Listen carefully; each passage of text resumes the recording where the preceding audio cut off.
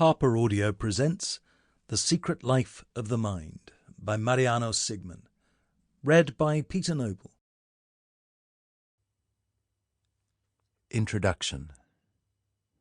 I like to think of science as a ship that takes us to unknown places, the remotest parts of the universe, into the inner workings of light and the tiniest molecules of life.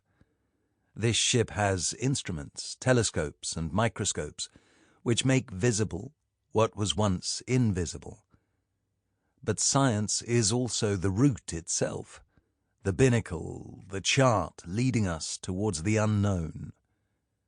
My voyage over the last 20 years, between New York, Paris, and Buenos Aires, has been into the innermost parts of the human brain, an organ composed of countless neurons that codify perception, reason, emotions, dreams, and language. The goal of this book is to discover our mind in order to understand ourselves more deeply, even in the tiniest recesses that make up who we are. We will look at how we form ideas during our first days of life, how we give shape to our fundamental decisions, how we dream and how we imagine, why we feel certain emotions, how the brain transforms, and how who we are changes along with it. Throughout these pages we will see the brain from a distance. We will go where thought begins to take shape. And it is there where psychology meets neuroscience. This is the ocean in which many people of varied disciplines have sailed, including biologists, physicists, mathematicians, psychologists, anthropologists, linguists, philosophers, doctors, as well as chefs, magicians, musicians, chess masters, writers, artists. This book is a result of that amalgam. The first chapter is a journey to the land of childhood.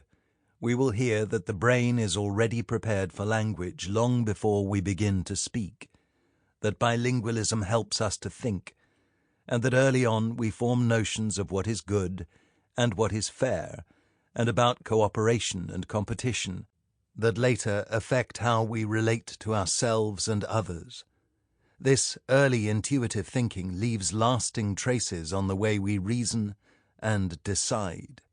In the second chapter, we will explore what defines the blurry fine line between what we are willing to do and what we aren't, those decisions that make us who we are. How do reason and feelings work together in social and emotional decisions?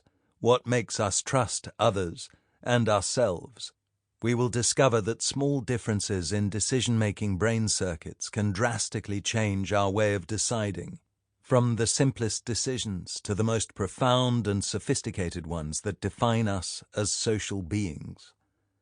The third and fourth chapters travel into the most mysterious aspect of thought and the human brain, consciousness, through an unprecedented meeting between Freud and the latest neuroscience.